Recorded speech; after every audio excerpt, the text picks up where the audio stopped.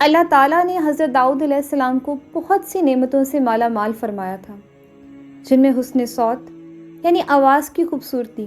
اور حسن عبادت کے ساتھ ساتھ پرندوں اور پہاڑوں کی تسخیر بھی شامل ہے۔ ارشاد باری تعالیٰ ہے، اور ہم نے داؤد کو اپنی طرف سے برتری بخشی تھی، اے پہاڑوں ان کے ساتھ تسبیح کرو، اور پرندوں کو ان کے ارد گرد جمع کر دیا، اور ان کے لیے ہم نے لوہے کو نرم کر دیا کہ کشادہ زرہیں بناؤ، اور کڑیوں کو اندازے سے جوڑو، اور نیک عمل کرو، جو عمل تم کرتے ہو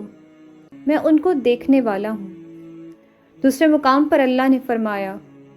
اور ہم نے پہاڑوں کو داؤد کے لیے مسخر کر دیا کہ ان کے ساتھ تسبیح بیان کرتے تھے،